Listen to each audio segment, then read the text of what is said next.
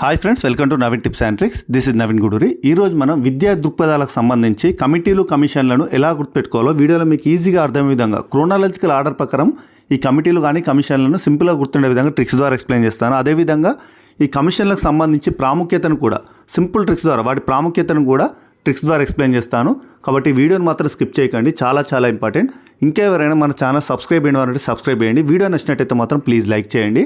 Current affairs సంబంధించి latest current affairs ముఖ్యంగా జనవరి నుంచి మే వరకు గల 5 నెలల లేటెస్ట్ కరెంట్ అఫైర్స్ 2024 గాను ఈ కోర్స్ అనేది పీడిఎఫ్ కోర్స్ అనేది పూర్తిగా యాప్లో ఉచితంగా పెట్టడం జరిగింది.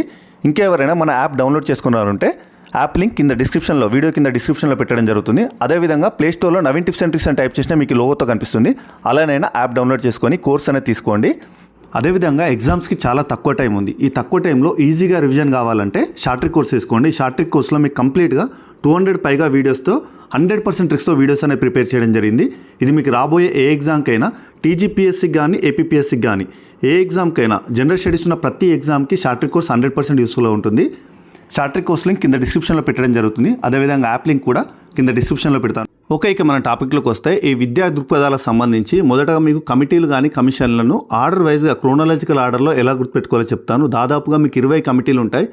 ఈ 20 కమిటీలు కానీ కమిషన్లను క్రోనాలజికల్ ఆర్డర్ గుర్తుపెట్టుకున్న తర్వాత వీటికి సంబంధించిన ప్రాముఖ్యత కూడా సింపుల్గా ట్రిక్స్ ద్వారా మీకు ఎక్స్ప్లెయిన్ చేస్తాను. ఓకేనా? మొదటగా మనకు కమిటీలు అనేది క్రోనాలజికల్ ఆర్డర్లో గుర్తుపెట్టుకోవాలి. ఇక్కడ జాగ్రత్త అబ్జర్వ్ చేయండి ట్రిక్ అనేది. ఓకే, మొదటగా మీకు ఒక చిన్న స్టోరీ చెప్తాను. ఆ స్టోరీ ప్రకారం మీకు క్రోనాలజికల్ ఆర్డర్లో ఈ కమిటీలు కానీ కమిషన్లు కానీ అన్నీ గుర్తుంటాయి. స్టోరీ వచ్చేసి జాగ్రత్తగా చూడండి. ఒక ఊహాన్ అమ్మాయి ఉంటుంది. ఊహాన్ అమ్మాయిని యూనివర్సిటీలో చాలా గోసబెట్టారు. ఇది ఎవరిని ఉద్దేశించింది కాదు, ఈ పేరున్న వాళ్ళు ఎవరిని ఉద్దేశించింది కాదు. జాగ్రత్తగా చూడండి, మనకు గుర్తుండడం ఇంపార్టెంట్. ఊహా అనే అమ్మాయిని యూనివర్సిటీలో గోసబెట్టేసరికి హార్ట్ అటాక్ వచ్చింది. ఎందుకు? యూనివర్సిటీలో చదువుతున్న ఊహా అనే అమ్మాయిని గోసబెట్టేసరికి హార్ట్ అటాక్ వచ్చింది. హార్ట్ అటాక్ వచ్చేసరికి అర్జెంటుగా రాధాకృష్ణ హాస్పిటల్ తీసుకెళ్లారు. రాధాకృష్ణ హాస్పిటల్ అని ఫేమస్ అని గుర్తుపెట్టుకోండి. రాధాకృష్ణ హాస్పిటల్ తీసుకెళ్లారు. అర్జెంటుగా తీసుకెళ్తే మొదలు ₹1,00,00,000 కట్టమని అన్నారు హాస్పిటల్ వాళ్ళు. అంతే కదా, ఇప్పుడు హాస్పిటల్కి వెళ్తే ఫస్ట్ డబ్బులు కట్టించుకుంటారు ట్రీట్మెంట్ సంబంధించి. కాబట్టి చూడండి, లింక్ అప్ స్టోరీ. ఊహాన అమ్మాయి యూనివర్సిటీ అమ్మాయికి గోస పెట్టుకునేసరికి అక్కడ హార్ట్ అటాక్ వచ్చేసరికి అర్జెంటుగా రాధాకృష్ణ హాస్పిటల్ తీసుకెళ్తే అక్కడ మొదలు ₹1,00,00,000 కట్టమని అన్నారు. ఇక్కడ వరకు అయిపోయింది. తర్వాత వామ్మో ₹1,00,00,000 అని దేవుని ప్రార్థించారు. ఈశ్వరుణ్ణి ప్రార్థించి భారీ మూల్యం అంటే ధర, ఆ భారీ మూల్యం చిట్టి డబ్బులతో చెల్లించుకున్నారు. చిట్టీతో సేవ్ చేసుకున్న డబ్బులు ఉంటాయి, ఆ చిట్టి డబ్బులతో చెల్లించుకున్నారు. ఓకేనా? ఇక్కడ వరకు మీరు చూడండి. ఈ 13 అయిపోతాయి. ఈ 13 అయిపోయిన తర్వాత కంటిన్యూ స్టోరీ 14 నుంచి 20 వరకు చిన్న స్టోరీ దీని కంటిన్యూషన్లో ఉంటుంది. ఇక్కడ వరకు అయితే అబ్జర్వ్ చేయండి. ఊహ అంటే ఇక్కడ అంటే ఉడ్ తాకీదు. మొదటిది చూడండి, స్టార్టింగ్ నుంచి చూడండి, ఈ కలర్తో పెట్టిన అబ్జర్వ్ చేయండి. అంటే ఉడ్ తాకీదు కమిషన్. ఇది 1854లో ఈ కమిషన్ అనేది ఏర్పాటు చేయడం జరిగింది. నెక్స్ట్ హా అంటే హాతోటి స్టార్ట్ అయ్యేది ఏంటి? Hunter commission. హాతోటి స్టార్ట్ అయ్యేది ఇది ఒకటే ఉంటుంది, హంటర్ కమిషన్. ఓకేనా? 1882. నెక్స్ట్ యూనివర్సిటీలో చదువుతుంది ఈ అమ్మాయి. యూనివర్సిటీ అంటే విశ్వవిద్యాలయాలు. ఓకేనా? యూనివర్సిటీ అనే విశ్వవిద్యాలయం ఒకటే కాబట్టి భారతీయ విశ్వవిద్యాలయాల కమిషన్. థర్డ్ వచ్చేసి కంటిన్యూ. ఇవన్నీ ఆర్డర్ ప్రకారం, ఈ ఇయర్స్ అనేవి ఆర్డర్ ప్రకారం ఉంటాయి.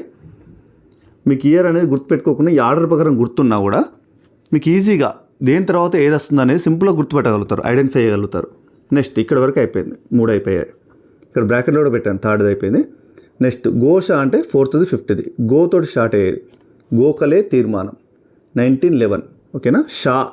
గోష అంటే షాడ్లర్ కమిషన్. ఓకేనా? నెక్స్ట్ 4, 5 అయిపోయింది. గోష పెట్టేసరికి హార్ట్ అటాక్ వచ్చింది. ఓకేనా? హార్ట్ ఇక్కడ హార్ట్ అంటే హర్తాగ్ కమిషన్. ఓకే, 1929.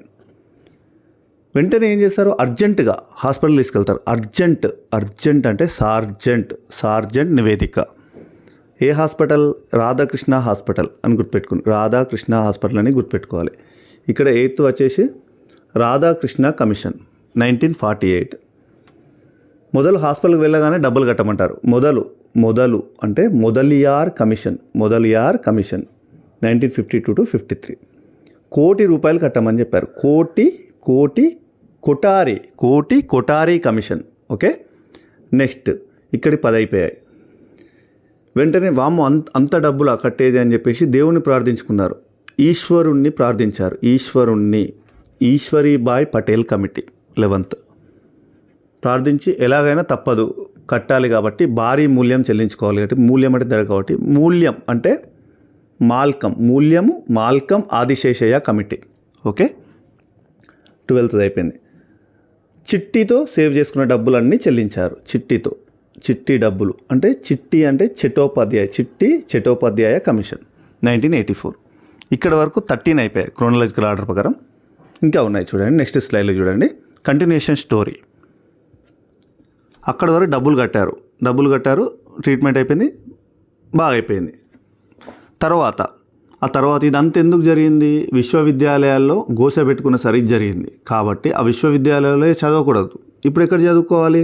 తర్వాత జాతీయ విద్య నేర్చుకోవాలి. ఆ విశ్వవిద్యాలయాలు అవసరం లేదు, జాతీయ విద్య నేర్చుకోమని ఒక అతను చెప్తున్నారు. రామ్మ జాతీయ విద్య నేర్చుకోండి అని చెప్తున్నారు. అది కంటిన్యూషన్ స్టోరీ చూడండి.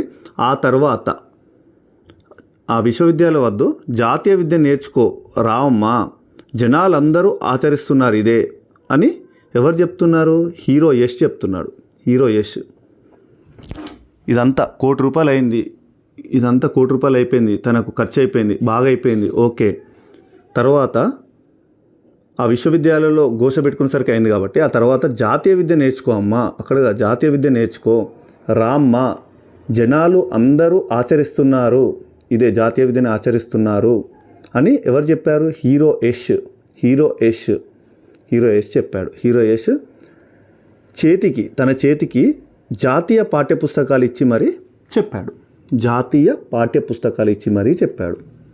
దీని ప్రకారం కంటిన్యూషన్లో మీకు అన్నీ గుర్తుంటాయి. ఆ తర్వాత జాతీయ విద్య నేర్చుకో అమ్మా అంటే జాతీయ విద్య అంటే 14th జాతీయ విద్యా విధానం. రామ్మ జాతీయ విద్య నేర్చుకో రామ్మ అంటే రామ్మూర్తి కమిటీ. ఓకేనా, విద్య నేర్చుకో రామ్మ అని పిలుస్తున్నాడు. ఓకేనా, జనాలందరూ ఇదే ఆచరిస్తున్నారు రామ్మ అని పిలుస్తున్నాడు. జనాలందరూ అంటే జనాలు అంటే జనార్దన్ కమిటీ ఇదే ఆచరిస్తున్నారు, అందరూ ఆచరిస్తున్నారు అంటే ఆచరణ కార్యక్రమం. ఓకే, 1992. ఎవరు చెప్పారు? హీరో యష్ చెప్పాడు. ఓకేనా, ఇలా గుర్తుపెట్టుకుంటే ఈజీ గుర్తుంటుంది. హీరో యష్ ఏం చెప్తున్నాడు?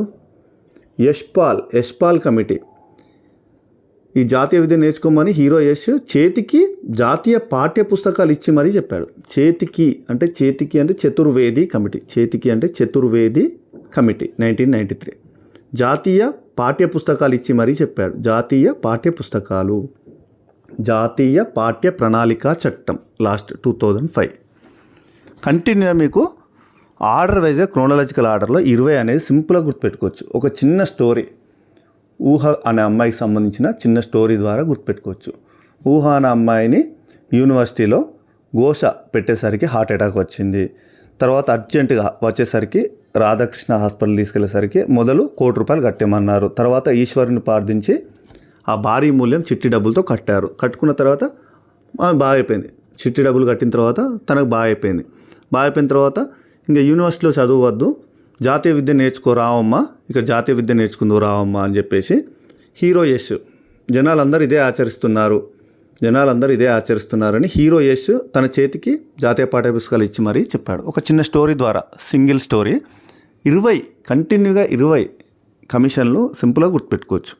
ఇక్కడి వరకు మన కమిషన్లు అనేది ఆర్డర్ వైజ్గా గుర్తుపెట్టుకోవచ్చు క్రోనలాజికల్ ఆర్డర్లో. ఓకేనా, నెక్స్ట్ వచ్చేసి వీటికి సంబంధించి ప్రాముఖ్యత కూడా చాలా ఇంపార్టెంట్. ఈ ప్రాముఖ్యత చూద్దాం. ప్రాముఖ్యత కూడా మీరు చూడండి, ఇక్కడ ప్రతి ఒక్కటి సింపుల్ ట్రిక్స్ ద్వారా ఎక్స్ప్లెయిన్ చేస్తాను. ఓకేనా, ప్రతి ఒక్కటి ట్రిక్స్ ద్వారా ఎక్స్ప్లెయిన్ చేస్తాను. వీడియోని మాత్రం చూడండి, జాగ్రత్తగా చూడండి.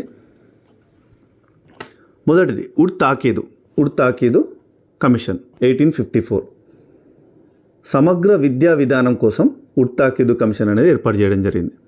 హంటర్ కమిషన్ వచ్చేసి ఈ ఉడ్ తాకీదు కమిషన్ సంబంధించి సాధ్యాలు ఎలా ఉన్నాయి దాని గురించి ఈ హంటర్ కమిషన్ అనేది వేయడం జరిగింది. ఓకేనా, ఇది 1882, ఇది 1854. నెక్స్ట్ భారతీయ విశ్వవిద్యాలయాల కమిషన్ 1902. దీనికి సంబంధించి ఏంటంటే కొత్త విశ్వవిద్యాలయాలను స్థాపించద్దు, ఉన్న వాటిని మాత్రం సంస్కరించాలి. ఈ విద్యాలయాల కమిషన్ ఏం చెప్తుంది? భారతీయ విశ్వవిద్యాలయాల కమిషన్ కొత్త విశ్వవిద్యాలయాలను స్థాపించకూడదు, ఉన్న వాటినే సంస్కరణ చేయాలి, బాగు చేయాలి అని చెప్తుంది. నెక్స్ట్ గోఖలే తీర్మానం ప్రకారం 1911 ఇది ఉచిత నిర్బంధ ప్రాథమిక విద్యను అమలు చేయాలని గోఖలే తీర్మానం చెప్తుంది. నెక్స్ట్ 5th నుంచి మీకు ప్రతి ఒక్కటి ట్రిక్ ద్వారా చెప్తాను. 5th నుంచి చూడండి. 5th Sadler commission. ఇక్కడ చూడండి, కోడ్ చూడండి. సాడ్ కళ వచ్చింది. సాడ్ అంటే సాడ్లర్, సాడ్ కళ వచ్చింది. కళ అనేది సాడ్గా ఉంది. కళ అంటే సాడ్లర్ కమిషన్ సంబంధించి కలకత్తా విశ్వవిద్యాలయాల సమస్యల గురించి చెప్తుంది. సాడ్లర్ కమిషన్ దేని గురించి? కలకత్తా విశ్వవిద్యాలయ సమస్యల గురించి. ఇక్కడ సాడ్ అంటే సాడ్లర్, కళ అంటే కలకత్తా. ఇక్కడ కలర్తో పెట్టాను, జాగ్రత్త అబ్జర్వ్ చేయండి. 1917 ఇయర్. Next heart attack. షా అయిపోయింది. Heart attack. కాబట్టి హార్ట్ అటాక్ అని చెప్పాం కాబట్టి హార్ట్ అటాక్ ఎలా వస్తుంది? రక్తనాళాల్లో ఏదైనా అవరోధం ఏర్పడితే హార్ట్ అటాక్ వస్తుంది. అవరోధం కలిగినప్పుడు ఆ సమస్య అనేది వస్తుంది, హార్ట్ అటాక్ సమస్య. అదే కోడ్ చూడండి. హార్ట్ అంటే హార్ట్ కమిషన్ ఎలా వస్తుంది? ఏదైనా సమస్య అవరోధం, రక్తనాళాల్లో అవరోధం ఏర్పడినప్పుడు హార్ట్ అటాక్ వస్తుంది. కాబట్టి అవరోధం కలిగినప్పుడు మాత్రం హార్ట్ అటాక్ వస్తుంది. కాబట్టి ఇక్కడ ఈ పదం చూడండి. ప్రాథమిక విద్యా ప్రగతికి అవరోధం కలిగించే సమస్యలపైన. ఈ హార్ట్ అటాక్ సమస్య ఎప్పుడు వస్తుంది? ఏ సమస్యలు? అవరోధం కలిగించే సమస్యలపైన. ప్రాథమిక విద్యా ప్రగతికి అవరోధం కలిగించే సమస్యలపై ఈ హార్ట్ అటాక్ కమిషన్ అనేది ఏర్పాటు చేయడం జరిగింది. దాని ప్రాముఖ్యత, హార్ట్ అటాక్ కమిషన్ ప్రాముఖ్యత ఇలా గుర్తుపెట్టుకోవచ్చు, సింపుల్గా పేర్లోనే ఉంది. నెక్స్ట్ సార్జెంట్ నివేదిక 1944. దీనికి సంబంధించి చూడండి. అర్జెంటుగా చూడండి. విద్య అభివృద్ధి కావాలంటే అర్జెంటుగా ప్రణాళికలు చేంజ్ చేయాలి, మంచి ప్రణాళికలు రూపొందించాలి. విద్య అభివృద్ధి కావాలంటే అర్జెంటుగా, ఎంత అర్జెంట్ అయితే అంత అర్జెంటుగా విద్యా ప్రణాళికలు అనేవి రూపొందించాలి. అప్పుడే విద్య అనేది అభివృద్ధి చెందుతుంది. ఓకేనా. సార్జెంట్ నివేదిక ఏం చెప్తుంది? అర్జెంటుగా విద్యా ప్రణాళికలను రూపొందించాలి విద్యా అభివృద్ధి కోసం. ఓకేనా, విద్యాభివృద్ధి కోసం విద్యా ప్రణాళికలను రూపొందించడం సార్జెంట్ నివేదిక చెప్తుంది. Next Radhakrishnan commission. సర్వేపల్లి రాధాకృష్ణన్ మీకు తెలుసు. సర్వేపల్లి రాధాకృష్ణను టీచర్స్ డే, సర్వేపల్లి రాధాకృష్ణన్ జయంతిని టీచర్స్ డేగా జరుపుకుంటాం. ఓకేనా. టీచర్స్ డే అంటే ఉన్నత విద్య నేర్చుకున్నవాడే ఎప్పుడైనా సర్వేపల్లి రాధాకృష్ణ ఉన్నత విద్య నేర్చుకున్నాడు. అందుకే ఉన్నత విద్య నేర్చుకున్నాడు కాబట్టే అతను మంచి ఉపాధ్యాయుడు అయ్యాడు. ఓకేనా. సర్వేపల్లి రాధాకృష్ణ ఉన్నత విద్య నేర్చుకున్నాడు కాబట్టే గొప్ప ఉపాధ్యాయుడు అయ్యాడు. అందుకే టీచర్స్ డే చేసుకుంటాం. ఇలా గుర్తుపెట్టుకుంటే సర్వేపల్లి రాధాకృష్ణ ఉన్నత విద్యను నేర్చుకున్నాడు. సర్వేపల్లి రాధాకృష్ణ కమిషన్ ఏం చెప్తుంది? ఉన్నత విద్యను పునర్నిర్మించడం, స్వాతంత్రానంతరం ఉన్నత విద్యను పునర్నిర్మించడం గురించి తెలుపుతుంది. ఓకేనా. అందుకే అతను ఉపాధ్యాయుడు అయ్యాడు అని గుర్తుపెట్టుకుంటే సరిపోతుంది. రాధాకృష్ణ అనగానే ఉన్నత విద్య నేర్చుకున్నాడు, ఇక్కడ సరిపోతుంది.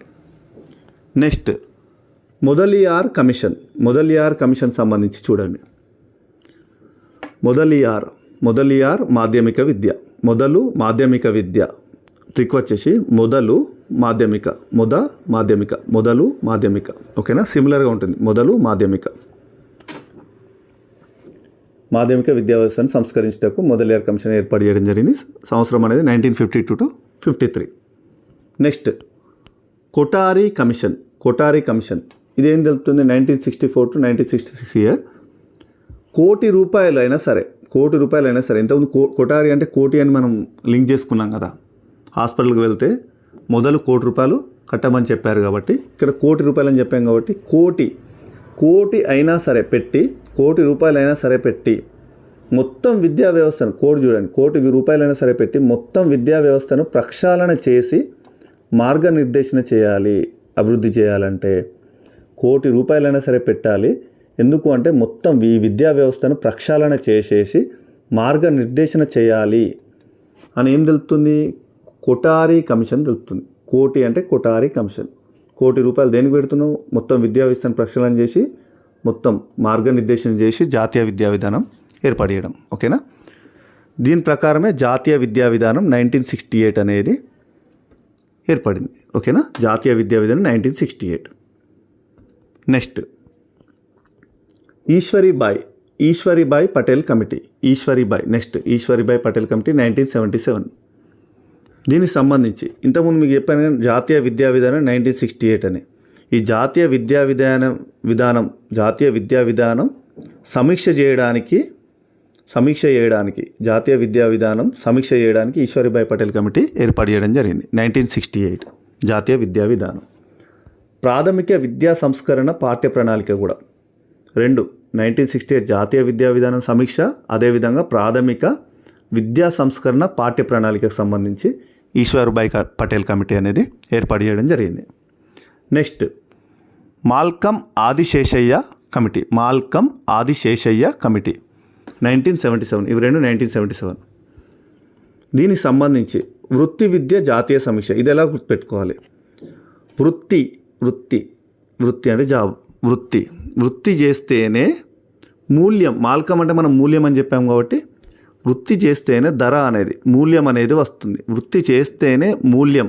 జాబ్ చేస్తేనే కదా డబ్బులు వచ్చేవి, ధర అనేది వచ్చేది. వృత్తి చేస్తేనే మూల్యం అనేది వస్తుంది. ఓకేనా? మూల్యం వృత్తి. మాల్కమ్ ఆదిశేషయ్య. మూల్యం మాల్కమ్ ఆదిశేషయ్య కమిటీ. ఇలా గుర్తుపెట్టుకోవచ్చు. నెక్స్ట్ వచ్చేసి 13th చటోపాధ్యాయ కమిషన్. 1984. దీనికి సంబంధించి ఉపాధ్యాయ విద్యా సమీక్ష ప్రాముఖ్యత.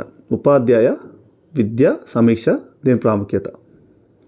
జాతీయ విద్యా విధానం 1986. జాతీయ విద్యా విధానం 21వ శతాబ్దం భవిష్యత్తు సవాళ్ళు సమీక్ష అనేది దీని ప్రాముఖ్యత. 21వ శతాబ్దం భవిష్యత్తు సవాళ్ళు సమీక్ష. రామ్మూర్తి కమిటీ 15th వచ్చేసి 1990లో ఏర్పాటు చేయడం జరిగింది. దీనికి సంబంధించి 1986 జాతీయ విద్యా విధానం ఇది ఉంది కదా, ఇక్కడ చూడండి ఈ కలర్తో పెట్టాను.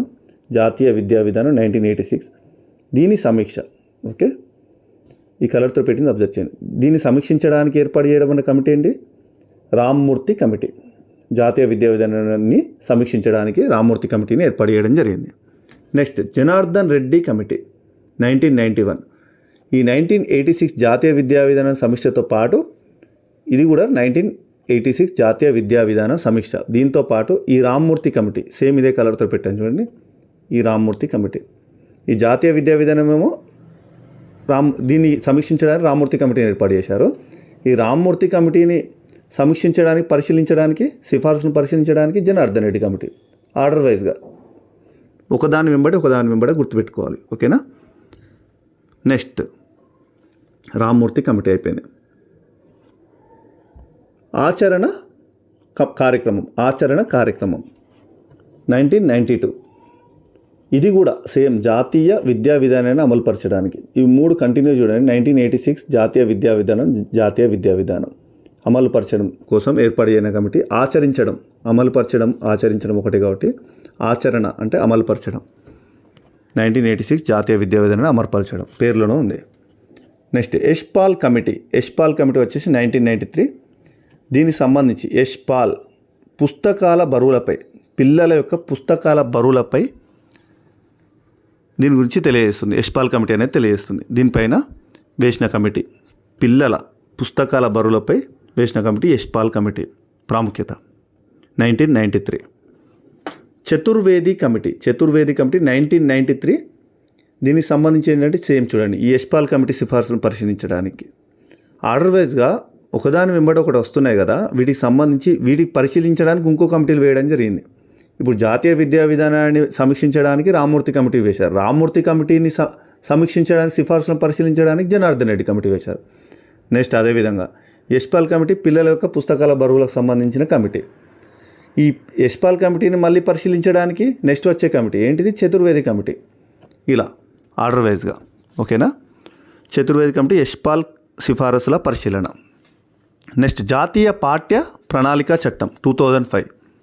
లాస్ట్ భారం లేని పాఠ్య ప్రణాళికలను రూపొందించడం అనేది జాతీయ పాఠ్య ప్రణాళిక చట్టం యొక్క ప్రాముఖ్యత. ఇలా మీరు ప్రతి ఒక్కటి సింపుల్గా గుర్తుపెట్టుకోవచ్చు. ఈ ట్రిక్స్ అనేవి వీటికి సంబంధించి కమిషన్ సంబంధించిన ట్రిక్స్ కూడా సింపుల్గా గుర్తుపెట్టుకోవచ్చు. ఈ క్రోనాలజికల్ ఆర్డర్ కూడా మీరు ఒకసారి చూడండి. చిన్న స్టోరీ మీకు ఆర్డర్ వైజ్గా 20 అనేది సింపుల్గా గుర్తుంటుంది. వేటి తర్వాత ఏది వచ్చింది అనేది కూడా సింపుల్గా గుర్తుపెట్టుకోవచ్చు. జనరల్ స్టడీస్ కరెంట్ అఫైర్స్ సంబంధించి 200 పైగా టాపిక్లతో ప్రతి సబ్జెక్ట్ సంబంధించి కంప్లీట్గా 100% ట్రిక్స్తో వీడియోస్ అనేది షార్ట్ ట్రిక్ కోర్స్లో పెట్టడం జరిగింది. ఇది మీకు రాబోయే ఏ ఎగ్జామ్కైనా 100% యూస్ఫుల్ అవుతుందండి. ఏపీపీఎస్సీలో నిర్వహించే ఎగ్జామ్స్ కానీ టీఎస్పీఎస్సీలో నిర్వహించే ఎగ్జామ్స్ కానీ ప్రతి ఎగ్జామ్కి షార్ట్ ట్రిక్ కోర్స్ అనేది 100% యూస్ఫుల్ ఉంటుందండి. Short trick course link video కింద డిస్క్రిప్షన్లో పెడతాను. అలాగే యాప్ లింక్ కూడా వీడియో కింద డిస్క్రిప్షన్లో పెడతాను. ఇంకెవరైనా మన యాప్ ఇన్స్టాల్ చేసుకున్నారంటే ప్లేస్టోర్లో నవీన్ టిప్స్ అండ్ ట్రిక్స్ అని టైప్ చేసినా కూడా మీకు లోగోతో కనిపిస్తుంది. అలాగనే డౌన్లోడ్ చేసుకోండి. అందులో ఫ్రీ కంటెంట్ ఉందండి. ఫ్రీ కంటెంట్ చూడండి. నచ్చిన వారు ఉంటే షార్ట్ ట్రిక్ కోర్స్ తీసుకోండి. ర్యాపిడ్ రివిజన్ మాత్రం షార్ట్ ట్రిక్ కోర్సు 100% యూస్ఫుల్ అవుతుందండి. వీడియో నచ్చినట్టయితే మాత్రం లైక్ చేయండి. ఇంకెవరైనా మన ఛానల్ సబ్స్క్రైబ్ చేయండి అనుకుంటే సబ్స్క్రైబ్ చేయండి. Thank you friends. Thank you very much.